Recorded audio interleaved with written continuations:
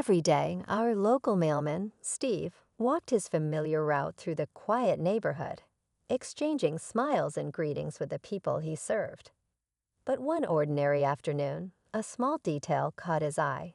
Something was off. As Steve handed over mail to Mrs. Davis, an elderly woman he'd known for years, he noticed unusual stains on her pants.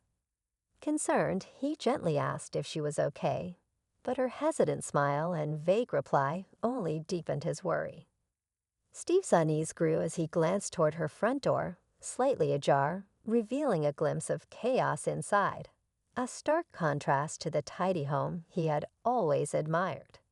Something wasn't right. Trusting his instincts, Steve didn't hesitate to call for help. What the responding officers discovered that day not only confirmed Steve's suspicions, but revealed a startling truth that would change Mrs. Davis's life forever. Stay tuned for the incredible story. Steve stood outside Mrs. Davis's home, his heart racing as he dialed 911. He couldn't shake the unsettling feeling that something was very wrong. Mrs. Davis had always been a kind, cheerful presence on his route. She took pride in her home, often tending to her garden or chatting on the porch. But today, her hesitant demeanor and the disarray inside her house painted a very different picture.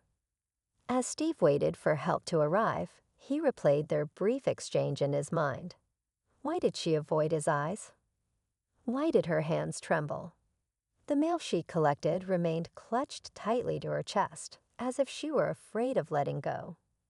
Peering once more at the open door, Steve noticed piles of clutter scattered inside and faint streaks on the floor leading out of sight. He couldn't ignore the knot in his stomach, the feeling that Mrs. Davis needed urgent help. Within minutes, the faint sound of sirens grew louder, and Steve felt a wave of relief mixed with anxiety. He stayed nearby, nervously glancing at the house as the first responders approached.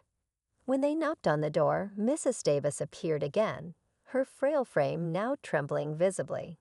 She tried to assure them she was fine, but her shaky voice and weary eyes told a different story.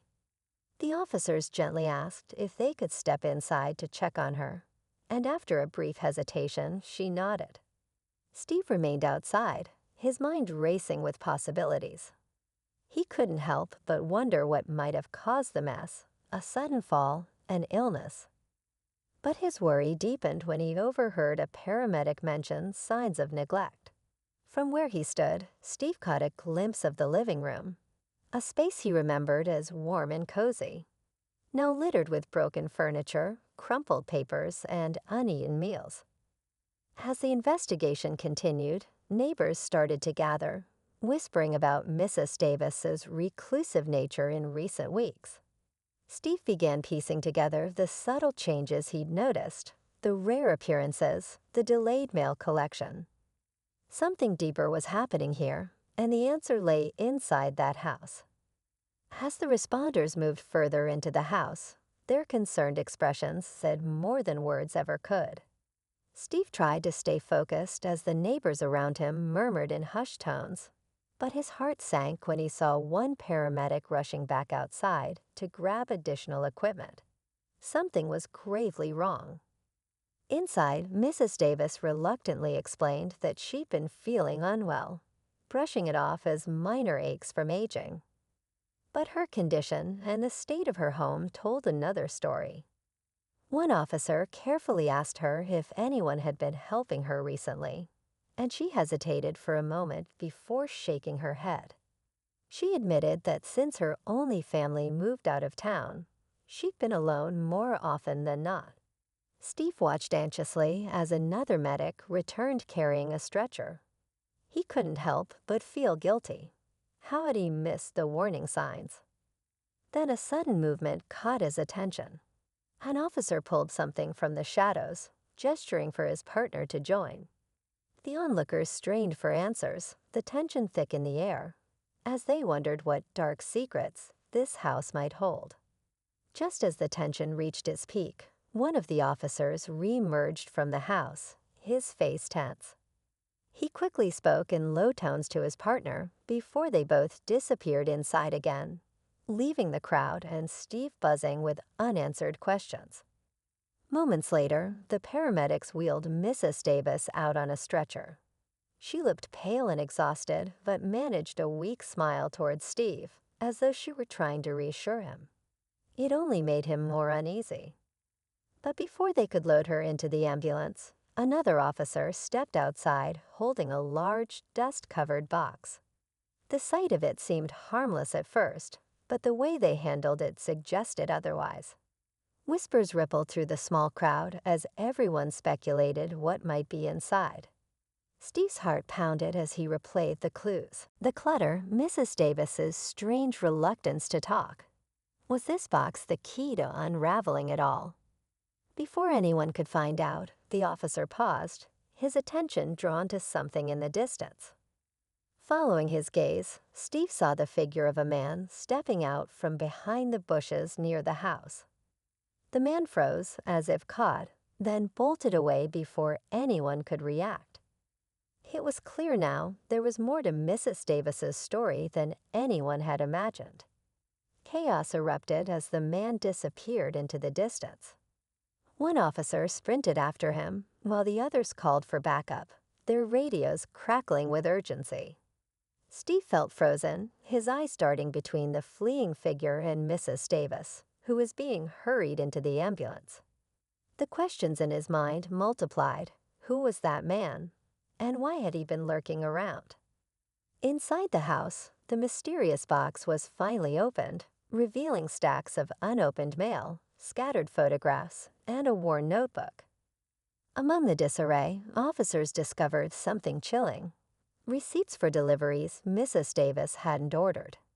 Each one pointed to someone exploiting her isolation, draining her finances while her health and home deteriorated. But the twist came when they found a set of keys, identical to those Mrs. Davis always kept on a lanyard.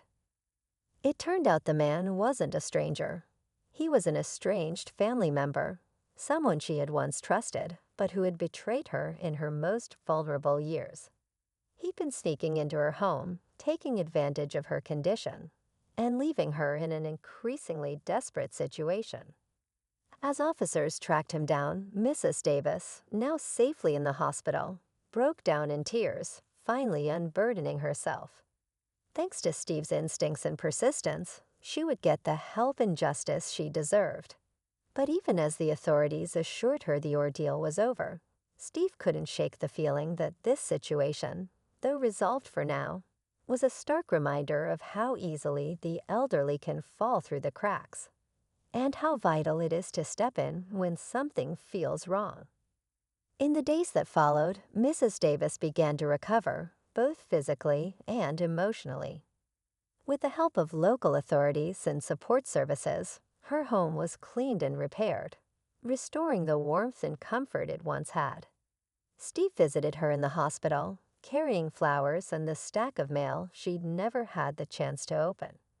She smiled, her eyes glistening with gratitude, and thanked him for noticing what so many others had overlooked. The man who had been exploiting her was taken into custody, ensuring Mrs. Davis could live without fear. Neighbors who had previously kept their distance began to rally around her, offering support and companionship to make sure she never felt alone again. For Steve, it was a powerful lesson about trusting his instincts and how small actions could make a world of difference. As he walked his road the next day, he made a silent promise to always look out for those in his care.